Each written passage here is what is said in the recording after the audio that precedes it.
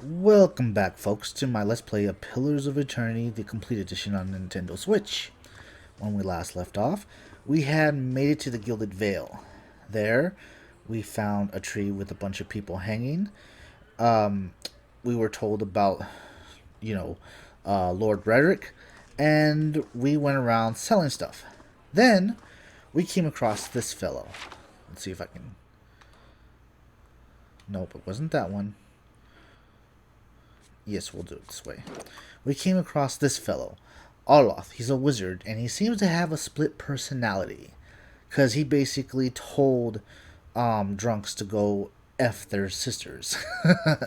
So we ended up helping him beat them up, and he joined us. And now we're about to go sleep in the inn.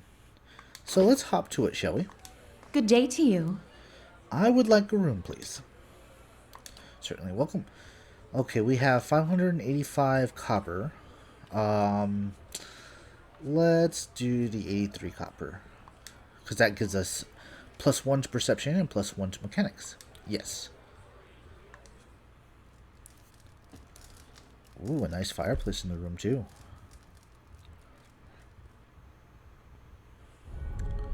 Your sleep is restless and fevered. Assault by the hiss and whispers blanket with a suffocating anxiety.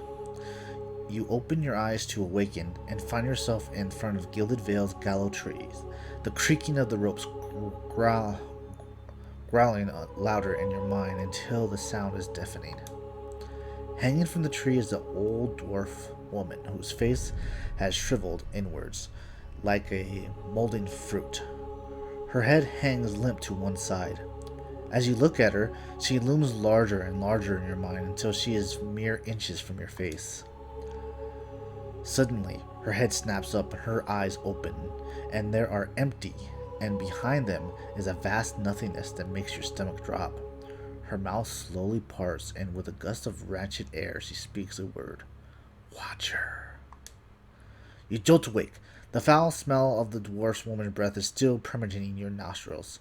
Sweat runs down your face in thick droplets, and your skin is soaked from head to toe. You remember the woman. You remember seeing her decaying face when you spoke with the magistrate. He called her an animancer. Though it fills you with new, queasy apprehension, you feel a strange compulsion to see the woman once more, if only to confirm she is truly dead. We gained experience for that, and that was horrifying. Oh, it looks like our wizard has leveled up. So let's level him up. Okay, it seems he has a lot of lore. So let's give him some of athletics, mechanics. And I like rolling flame. It's a good spell, I feel. Oh, we get 2 of them this time. Oh, nice. Sometimes you can only get 1 spell. Oh, that's level 2. Let's get another level 1 spell. Let's get Thrust of Shattered Veils. Yes. And that's it. Okay, now let's go see the corpse of the dwarf woman. And see what all that is about.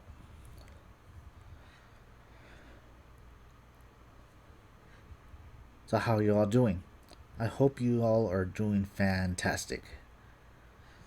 If it's during the weekend while you're watching this, I hope you're having a fantastic weekend. If it's during the week, well, I hope you don't work too hard.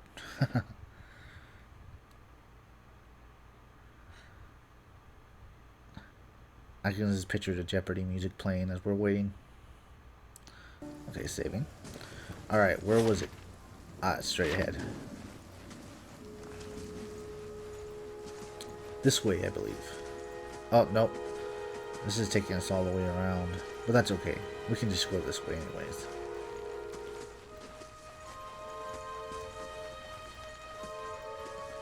Go past the 3 jerks. Ah, there's the corpse. See it glowing? Let's investigate, shall we? The squat, dissentient body of the elderly dwarf woman dangles from a thin, crooked bra that sags at the tuck of her noose. The bloated purple flesh of her neck worn away in patches like moth-eaten linen, bulges over the rope that suspends her, and her lifeless head lolls forward rigidly from one side to the other when the breeze shifts. You perceive a faint glow around her that casts no light on surroundings, but there is a tepid warmth to it, and you feel somehow that you could reach out and touch it, not with your hands, but with some aspect of yourself that has no worldly dimension. We can either leave the body alone or reach out for the woman. Obviously, you know the obvious choice. Reach out for the woman. You take a deep breath, clearing your mind, focusing on your objective.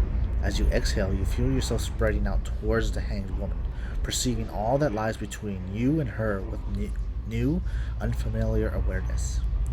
Once you have expanded enough to reach her, there is a sudden jolt in your mind, a ringing electrical surge of images and words and sounds. Involuntarily, you shut your eyes and feel yourself being pulled down some deeper consciousness in a space occupied only by you and the hanged woman. And when you open them again, she is staring at you with eyes clouded in milky fog.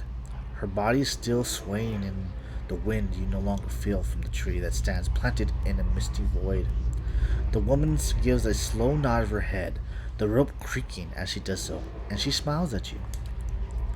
Have you come here for me, dear, or have you gotten lost? Ah, it is both, I think. Yes? What should we ask? Am I imagining this? How are you able to speak to me? I need to understand something that happened to me. I think I survived a bivouac. Do you know why that would be? I want to know something about you. Let's do the first one. Am I imagining this? No, I think not. A pity that. It would be simpler. A mercy even. To not have to wander anymore, no? Alas, we are here, you and I. Wherever here may be. How are you able to speak to me? Is that what we're doing? Perhaps it just seems that way. Perhaps it is the easiest way for your mind to make sense of it. I think it is a very good choice. I think I survived a bivouac. Do you know why that would be? Did you now, dear? My, that would be something, wouldn't it? Could be luck, could certainly be. A storm can be a careless thing.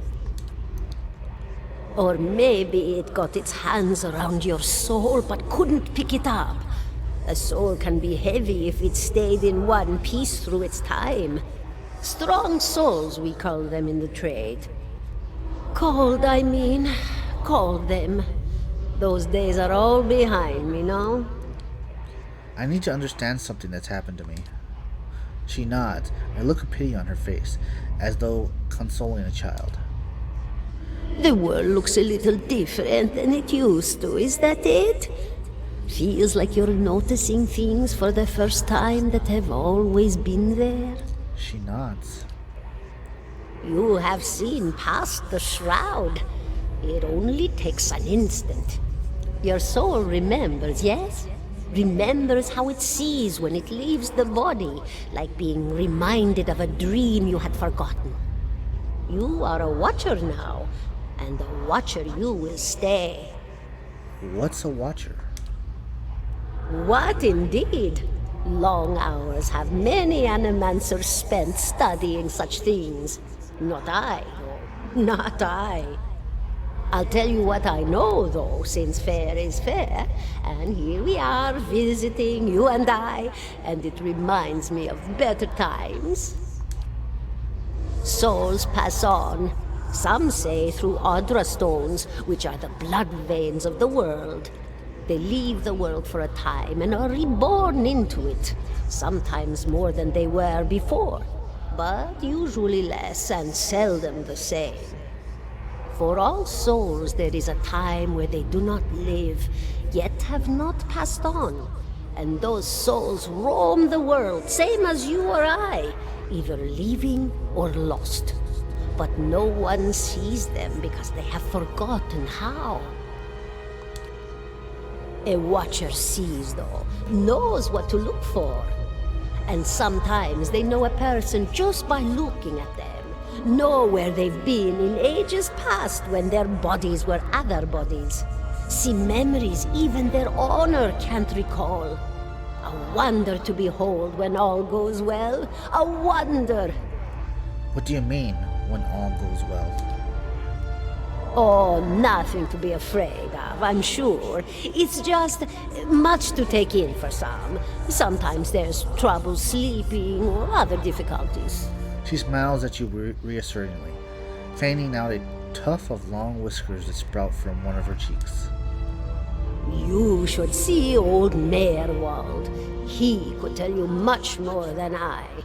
A watcher just like you. Helped many in his day. Took up in an old keep no one would claim. Not far, not far. Kadnua, beyond the Black Meadow. He will welcome the company. You said souls break apart over time? Oh, yes. Entropy. Rimagan's work. We know little of why or how. We lose pieces of ourselves when we die and pick up pieces of others when we are born again, but less than what we lost.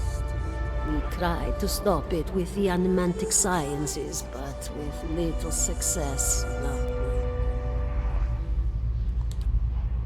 A very small few resist Rimergan's influence and stay together through some force of defiance, at least for a time.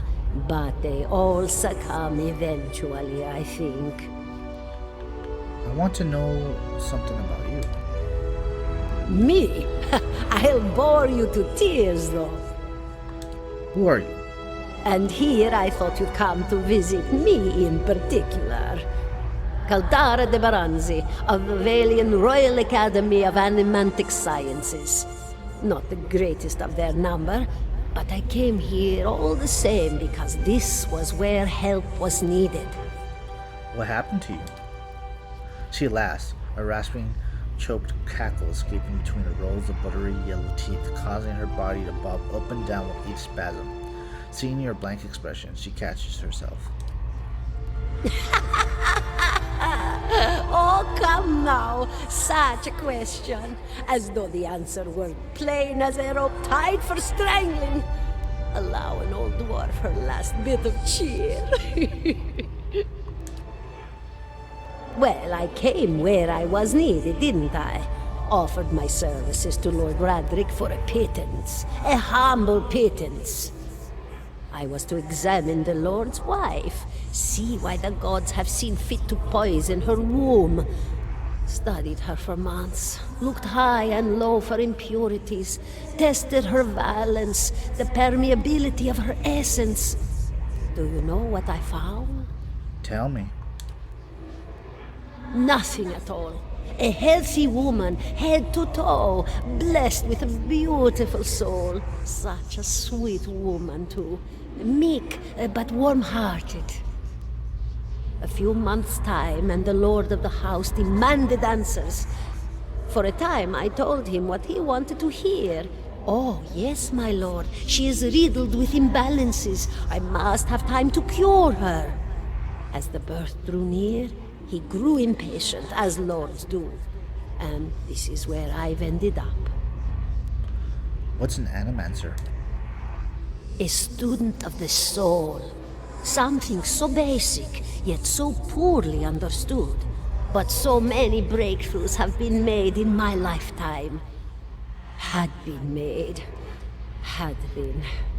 To hear the locals tell it, we're a gang of soul manglers that preys upon the weak-minded.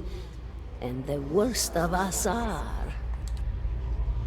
But the best of us? The best? Inspirations, miracle workers. My parents were soul twins, miserable before they met, empty inside. It was an animancer who helped one find the other, turned their lives around. You wouldn't believe the stories. Amnesiacs helped to remember their lives. The suicidal brought back from the brink of oblivion. The elderly afforded extra moments to say their goodbyes. How soon we forget when we're afraid. It's a fascinating science. A fascinating time to be alive in a place like Deerwood that does not control the research, no? I love the Valian Republics for many things, but their recent caution will leave them behind, I fear. Basically, Of I ask course, other dear. questions it's just to continue here, but as you can see, we have asked everything we can, so let us go. Farewell. Goodbye, my dear. It was lovely visiting. Galadriel closes her eyes and her head slumps forward over the noose, and your surroundings seems to bleed into your vision, for some unknown place of waiting. Ragi was granted Crucible of the Soul. Arloth looks at you through narrow eyes. Are you alright? You seemed lost just now. I am a watcher. His arched eyebrows recede to his hood. Well, that's interesting. He gives a sly grin. And I expected this has something to do with the hooded figures in the ruins. In any case, I appreciate your honesty, since we're traveling together. It's probably wise for us to share these things. Do you know anything about Watchers? Only that they're rare and that they seem to have a unique insight into certain soul conditions, he coughs, as you just demonstrated. Let's continue on. Okay. Now you 17 and a half. Now you can talk to him, and he should be able to join you. The smell of pipe smoke, at once earthy and sweet, wins its way into your nostrils. Your eyes trace the smoke to its origin, where you find a broad man with straw-colored hair leaning against the mossy rock wall, his pipe held to his lips with one meaty hand. He looks at you directly in the eyes, but the look is not aggressive. He regards you with a peculiar smirk. 17 and a half. Well, could be 18, depending on how you count the dwarf woman. I'm sorry? Or what are you talking about? We'll say, I'm sorry. The dwarf woman. You were trying to figure out whether to count her as a full person. I think you oughta. What are you talking about? The people hanging from the tree. 18 of them. Well, last I counted, anyway. Arlough frowns. Is that what you people do for fun around here? Name's Adair. Though to the people around here, might as well be 19. Don't think I'd put you much higher than 22, 23 tops. You look like the sort that likes to get involved. What makes you think I was interested in the dwarf woman? He looks at you a moment, his brow arched, his smirk broadens. I was smoking over here, saw you staring at her. Twice I refilled my pipe. You never so much as blinked. Your mouth was so slack I took you for a Radric at first. What do you know what a watcher is? Careful, friend. Best not use that word round here. There'd be any number of Radric bootlickers within earshot. Ciphers, animancers, watchers. Same thing in the eyes of folks around here, Radric especially. They come through these parts all the time with their cures, preying on the desperate. None of them are who they claim to be. Of course, seeing you with that funny look, I'd be halfway inclined to believe you were having some kind of communion with that dwarf. Either case, maybe I'm not 19 after all. No offense. None taken. Good. They don't mean it personal when they hang folks here. I have to remind myself. The town's had it in for me for a long time now. Only fellow who ever stuck up for me, well, he's number 18 up there. My headman on the farm. Used to be my captain during the war. What does your town have against you? Pick the wrong god. That's what it comes down to. Used to be a lot of Aethys worshippers in Gilded Vale. That mess of rocks over there, that was a temple to him, to give you some idea. Then one day, somebody named Widewind shows up on Deerwood's doorstep. Says he's the living flesh of Aethys. Oh my. Got an army with him. Suddenly, Aethys isn't so popular in these parts. My brother Woden and me, neither of us believed it. No way was that Aethys. He enlisted, then I did too. But, he didn't make it back. After the war, people took to punishing Aethys worshippers, accusing them of treason. Got real ugly, especially after the legacy started. Folks needed someone to blame. I was safe because I fought, but then this rumor starts that my brother, that he was on the wrong side. And I wasn't so safe anymore. until my headman stepped in and said they'd have to hang him to get to me. Seems that's no longer a concern. Of course, the townies don't do the hanging these days, but when Raedric's men come, they got no problem doing the pointing. Arloth glances at you and lowers his voice. You can see why I was eager to leave. If you're next to be hanged, what are you doing? What are you still doing here? Gives a half smile. Drinking, mostly. Point of fact, I'm on my way out, just haven't figured where I'm going yet. Not a whole lot of places out there that don't think Warden's legacy started with the Warden. We could travel together. Where are you headed? Someplace called Shednar. There's an old watcher there who might be able to help me. Seem to remember hearing something about that years ago. He tamed that place. People would seek him out for all kinds of things. Troubles of the soul, questions for the departed. Of course, that was back when you didn't have to say watcher with a hush on your breath. A man such as that, there'd be things I'd want to ask him. Don't know why I never thought of it before. Not sure how I feel about setting out with a stranger, and a strange one at that. But truth be told, you might be the only one in town who wouldn't feel some relief seeing me swing from that tree. There's a fine reason if I ever heard one. All right then. Guess I'll do some sightseeing. As long as you're not the one picking the sights. Let's get going. As you can see, we now have 3 people in our party. But when we come back, folks, we will go explore a little bit, and then we will go do the bear, if you guys recall.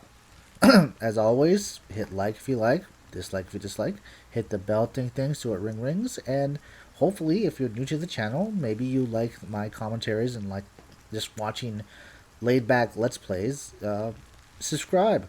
We're close to 30 as of this recording, and you know, that's not a lot at all. You know, a lot more people have like thousands, but I only have 29 now. And, you know, every little bit helps. Until then, folks, see you later. Hop you later.